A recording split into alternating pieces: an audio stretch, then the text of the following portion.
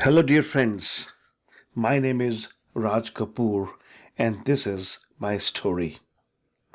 I was born and raised in the suburb of New Delhi, in a small town of Rajouri Garden, a middle class working area. Both my parents were teachers. I always watched American movies, listened to American music, read American comics, and dreamed of coming to America. America was bigger than life for me. I wanted everything that America represented: the opportunity, freedom, and prosperity. In 1987, I was gathering some money, doing odd jobs. I always had an interest in accounting, but was working in a meager paying job as an intern.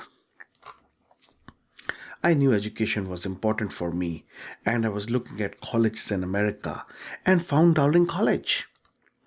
I made all the necessary applications and put all the paperwork in place for an MBA education once I got there. And at this time, I sold the only possession of substance I had, my motorcycle, to get the money for a one-way ticket to America. I was 23 years old at that time. I had never left my country, my home, my town. I had never physically left my town, but left my town in my mind and in my heart hundreds of nights when I dreamed of coming to America. Imagine this young boy landing at JFK Airport in New York, where my eyes were bigger than my head. All I had was $20 in my pocket and a dream. Next day, as most people pursuing a dream would do, I enrolled at Dowling College in Long Island, New York. The 3-year MBA program I completed in 2 years. In the school, I worked really hard at my studies and availed of every opportunity to get 100% tuition reimbursement. The opportunity to work in the library, I did it. To work at Dean's office, I did it. To work in the computer lab, I did it. My daily lunch at college was a peanut butter jelly sandwich, corn chips, and a cheap can of cola, as that is all I could afford. In 1989, I received my MBA degree. At that time, I was 25 years old and had a dream. A dream to be successful, to own a Mercedes Benz, to have a lot of money, to wear nice clothes, eat at nice places. I know that sounds shallow, but remember where I came from. For me, that is what success was. That is what the American dream looked like from all the movies I had watched. But by 1992, 3 years after getting my degree, I had nothing to show for, and I was leading a life of quiet desperation. Everything seemed not only beyond my reach, but beyond my control. What I had was a low-paying accounting job working for a non-profit agency, and I was reduced to just waiting for my green card. Now, as I told you, I had the persistent dream to be successful, and I wanted it desperately. At this time, me and my brother Mike met Larry. Larry was a wealthy and successful businessman. As we got to know him better, we were really impressed by his $500,000 mansion in Long Island, his Mercedes Benz, Jaguar, Cadillac, and he had so much more than we had ever seen. He was literally living my dream. I thought we were so lucky that he came into our lives like a divine intervention. Larry said he saw potential in us. That was the first time anyone had said they saw potential in us. Larry asked us to invest $10,000 with him to open up a business partnership where we could make over 100,000 a year and be rich like him. I trusted him.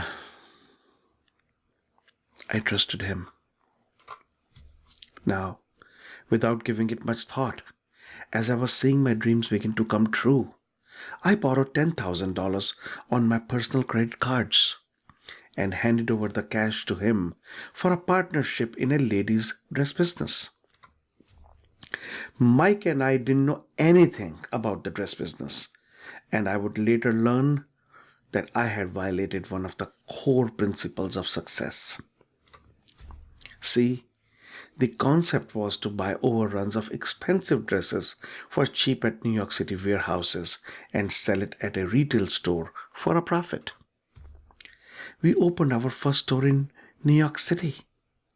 Mike and I worked hard, opening the store early morning, taking time off from work and closing at later hours. Weekends, we would go with Larry to purchase merchandise from New York City warehouses and then carried the boxes to our store. But within 6 months found it was not doing much business. I was starting to wonder if I had made the right decision to be in the dress business, and the right decision to trust Larry.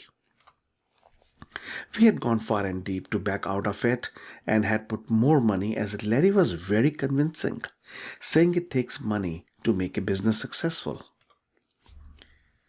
We closed the store in New York City, then moved to Queens, where the rent was cheaper, and then to Long Island, until we were finally reduced to flea markets and nothing worked. It seems like the only thing that was working was Mike and me.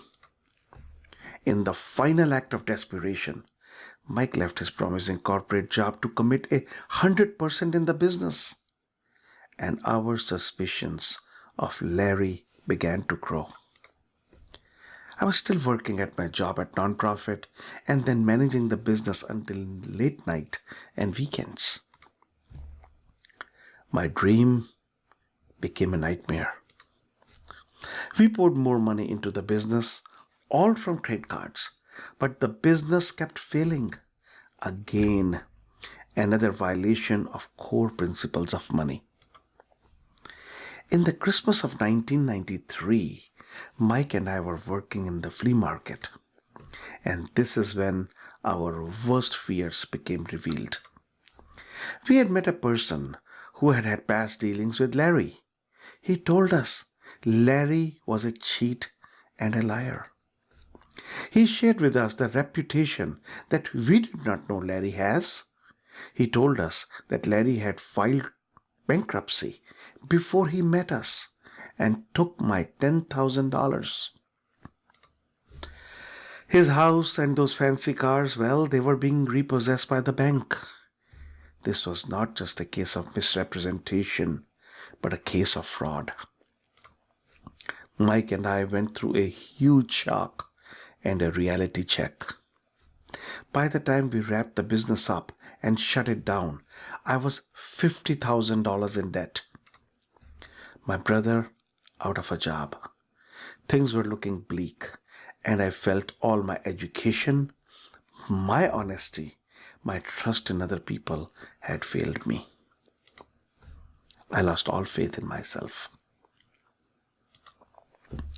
I went to my accountant, also my friend, who advised me to file for bankruptcy, as he saw no other option. But the thought of doing that was against all the values.